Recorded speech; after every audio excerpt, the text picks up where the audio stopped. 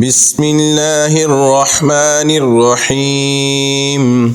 يا أيها المدثر قم فأنذر وربك فكبر وثيابك فطهر والرجز فاهجر ولا تمنن تستكثر ولربك فاصبر فإذا نقر في الناقور فذلك يومئذ يوم عسير على الكافرين غير يسير ذرني ومن خلقت وحيدا وجعلت له مالا ممدودا وبنين شهودا ومهدت له تمهيدا ثم يطمع أن أزيد كلا إنه كان لآياتنا عنيدا سأرهقه صعودا إنه فكر وقدر فقتل كيف قدر ثم قتل كيف قدر ثم نظر ثم أبس وبسر ثم أدبر واستكبر فقال إن هذا إلا سحر يؤثر إن هذا إلا قول البشر سأصليه سقر وما أدراك ما سقر لا تبقي ولا تذر لواحة للبشر عليها 19 وما جعلنا أصحاب النار إلا ملائكة وما جعلنا عدتهم إلا فتنة للذين كفروا ليستيقن الذين أوتوا الكتاب ويزداد الذين آمنوا إيمانا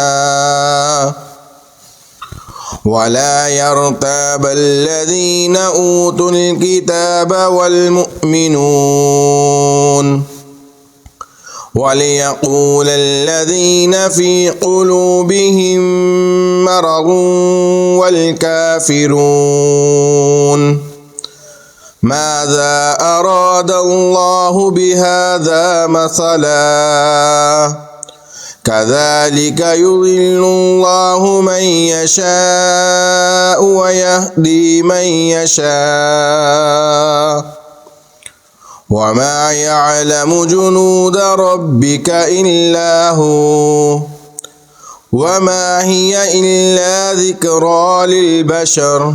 كلا والقمر والليل إذ أدبر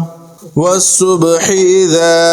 أسفر إنها لإحدى الكبر نذيرا للبشر لمن شاء منكم أن يتقدم أو يتأخر كل نفس بما كسبت رهينة إلا أصحاب اليمين في جنات يتساءلون عن المجرمين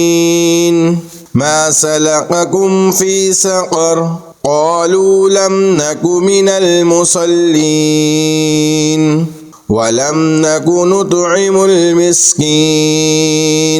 وكنا نخوض مع الخائضين وكنا نكذب بيوم الدين